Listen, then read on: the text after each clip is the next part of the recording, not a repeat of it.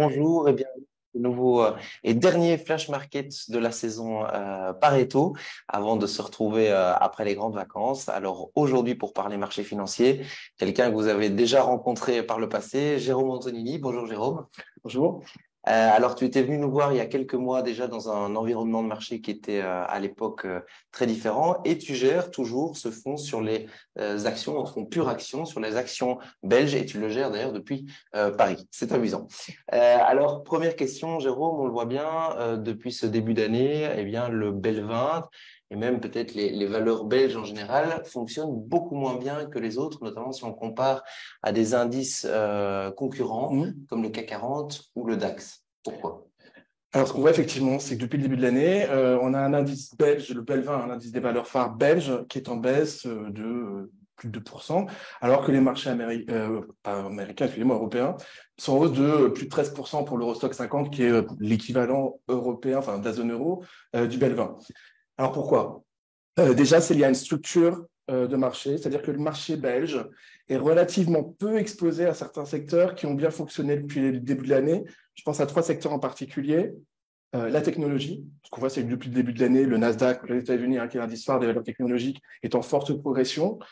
Le secteur du luxe, qui pèse très lourd dans les indices de la zone euro, qui profite de la réouverture du marché chinois de manière assez forte depuis le début de l'année. Donc, ça, il n'y a aucune exposition, malheureusement, sur le marché belge. Et une relativement faible exposition au secteur financier, qui, lui, a plutôt bénéficié d'un environnement favorable en termes de taux d'intérêt. Donc, cette faible exposition à ces trois secteurs explique en partie la sous-performance.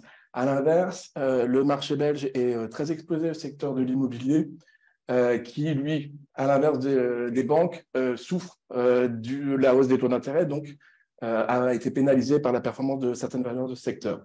Et si on regarde dans le détail, on voit que certaines grandes valeurs belges ont eu des performances des ans depuis le début de l'année, ce qui peut expliquer ce retard aussi. Je pense à Umicore, je pense à InBev ou à Elia, pour des raisons différentes, des sociétés qui ont performé de manière plutôt médiocre depuis le début de l'année. Alors ici, on a parlé du premier semestre 2023. Maintenant, si on se replonge un peu dans le passé, dans cette terrible année 2022 pour nous tous, est-ce que le choc des marchés de l'an dernier a remis finalement un peu en cause le business model de certaines sociétés? Ou même, est-ce que toi, dans ta gestion, est-ce que tu t'es orienté vers des secteurs très différents? Quel impact est-ce que ça a eu? C'est vrai qu'on a connu un choc absolument majeur l'année dernière, qui était un choc d'inflation, avec une inflation très élevée qu'on n'avait pas vue depuis des décennies. Clairement, les marchés ne s'étaient pas préparés à cette forte hausse, les opérateurs non plus. Euh, Et effectivement, on a vu une baisse généralisée des marchés, une année très dure. Ce qu'on peut dire, c'est qu'il faut distinguer deux types de sociétés. C'est-à-dire qu'il y a des sociétés qui ont continué à avoir des performances économiques tout à fait satisfaisantes, mais qui, en termes de valorisation, ont souffert de la hausse de taux. Ça ne remet pas nécessairement en cause la qualité et fondamentaux de ces sociétés. À l'inverse, on a vu quand même des secteurs qui étaient impactés de manière négative par cet environnement, parce que cet environnement de hausse de l'inflation et d'inflation, il a mené à des hausses de taux.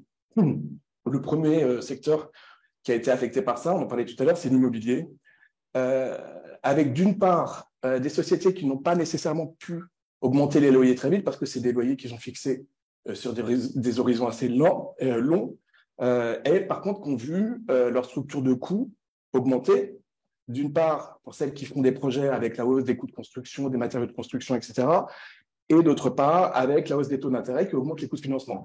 Donc là, on peut dire qu'il y a un changement de business model, en ce sens que la rentabilité de ces sociétés, dans l'environnement actuel, a été quand même durablement affectée par ce qui se passe. Un autre secteur qui est très spécifique à la Belgique, qui a souffert de cet environnement, c'est le secteur de la santé. Alors, je ne pense pas nécessairement aux grandes valeurs comme UCB, mais plutôt aux valeurs de taille moyenne, aux petites sociétés qui sont en plein développement. Biotech, par exemple. Les biotech, voilà, par exemple, qui ont besoin, parce qu'elles n'ont pas de produits sur le marché, hein, n'ont pas de revenus, ont besoin du financement extérieur, d'un financement extérieur. Et l'augmentation de ces coûts de financement a fait que ces sociétés ont eu, pour certaines, des difficultés à trouver des financements, ce qui a affecté la performance des secteurs. Dans cet environnement, nous, on a quand même fait quelques ajustements. En premier lieu, en ce qui concerne l'immobilier, on pense que les spécificités du marché belge restent, c'est-à-dire qu'on est sur des sociétés immobilières qui sont sur des niches et qui sont sur des niches généralement qui sont des niches de croissance. En revanche, on pense qu'il faut être plus sélectif, et notamment plus sélectif sur les marchés finaux de ces sociétés.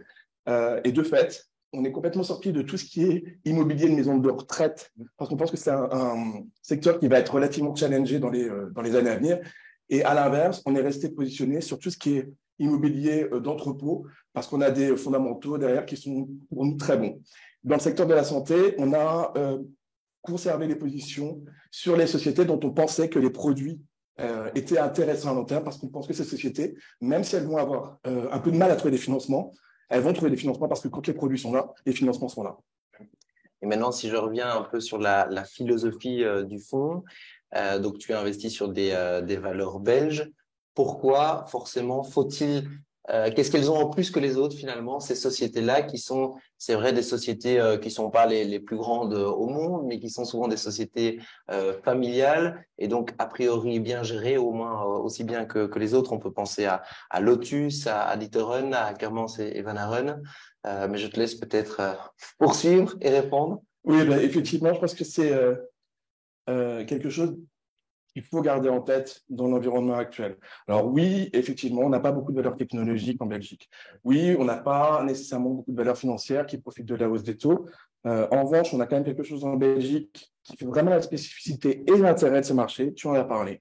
Ce sont les sociétés familiales, souvent des sociétés qui sont sur des niches qui sont très bien gérées, qui sont gérées de manière extrêmement prudente pour le long terme, avec des familles qui ont une partie du capital, donc où on a vraiment un intérêt à long terme des actionnaires minoritaires et des actionnaires majoritaires et de la direction.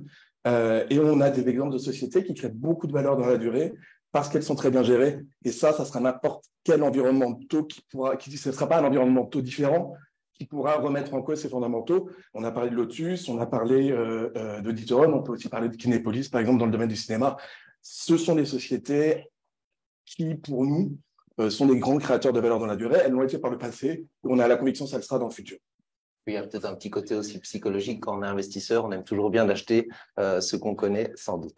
Eh ben voilà, merci beaucoup en tout cas Jérôme d'avoir été des nôtres aujourd'hui. Bon retour à Paris, puis vous, bonnes vacances, profitez bien de votre été et on se retrouve à la rentrée. Au revoir. Au revoir.